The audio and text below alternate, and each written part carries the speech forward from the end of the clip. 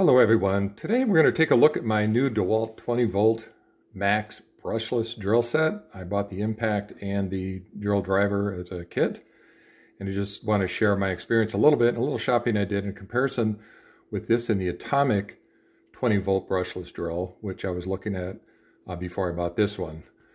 So this comes in a set. It's not to be confused with the XR model, which is an upgrade to this one, which I see a lot of comparison. This particular model, I find a little trouble figuring out where this sits between the XR and the Atomic series. My initial thought was to do the Atomic. It's a little smaller, more compact. Then I found this one and I thought get just a slight upgrade in power, especially on the impact wrench, and this is what I went with. So this is a newer model. It came out about 10 months ago. They have upgraded this line recently, and they're advertising this is a little shorter than the previous model and a little bit more power. I think the torque rating is over 400 on the drill itself. And let's take a quick look at this, get this out of the case and show you what I got. So as usual, it looks like they pretty much always come with a nice lined bag. I got the charger here. One thing I liked about this, the reason I went with the Dewalt, I originally started out trying to keep a budget around $100 or so.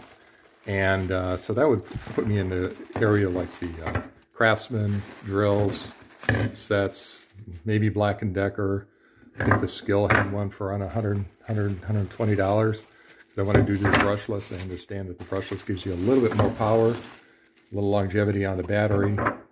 There's no sparks flying out the back of your drill to catch your garage on fire or whatever. So I found that for 150 bucks I can get a little stronger brand name, a little better numbers on the performance, and I get 2 batteries.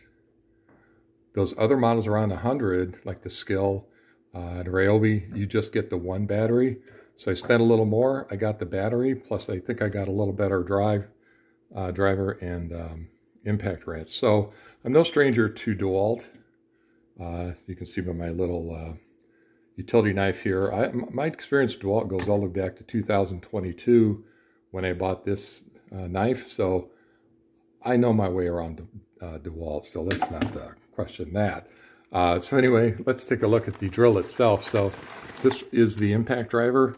Now the reason I was thinking I wanted the Atomic, because I'm just DIY, a couple projects coming up around the house here, and I wanted something small and compact.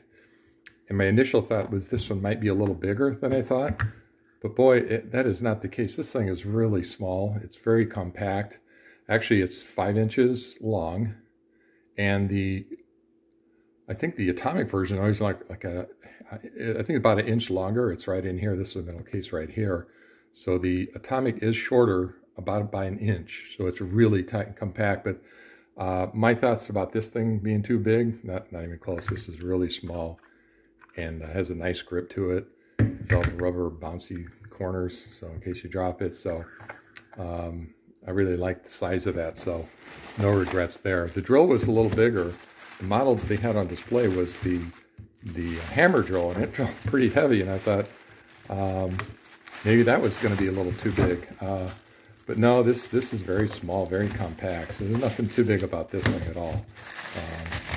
Extremely well wrapped. So anyway, again, it's small, it's compact. I really love the size.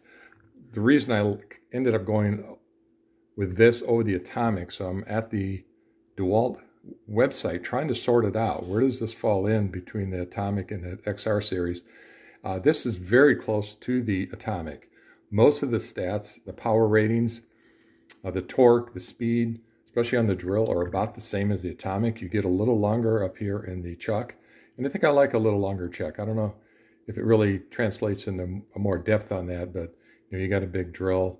I just felt like it's going to hold a little bit better.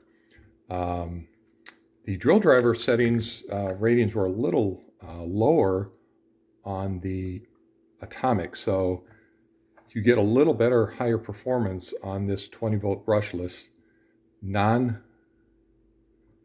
than you do with the Atomic. And given the size, they're both really small, compact. For the same money, I went with this one, so I'm pretty happy. It's got the clutch has 15 settings. That way you can dial in and get the right amount of pressure, on your drill job, so you're not over drilling. And of course, if you're doing just drilling a hole with a drill bit, you want to bring that all the way back around. And there is a drill setting here, but that it's not going to move for me. Oh, that's all the way. So let's bring it around on this side. There it is. I'm all dialed in. So this is the drill setting. If you're just going to drill a hole into wood or metal, whatever, this is the setting you want. It's max power. Otherwise, if you're drilling screws, this is where you want to be in a set amount of pressure so you don't over drill your job. It's a 2-speed, 450 RPM for the low speed. That is the same on the Atomic. And on high, it's like 1650, something like that. So that's the same as the Atomic. So those ratings were quite similar on the two. But overall, I like the look. I'm glad I got the brushless. I think it's a little quieter and more a little modern setup. So there you have it. My new Dewalt 20 volt brushless. I appreciate your time, and you have a great day. Thanks.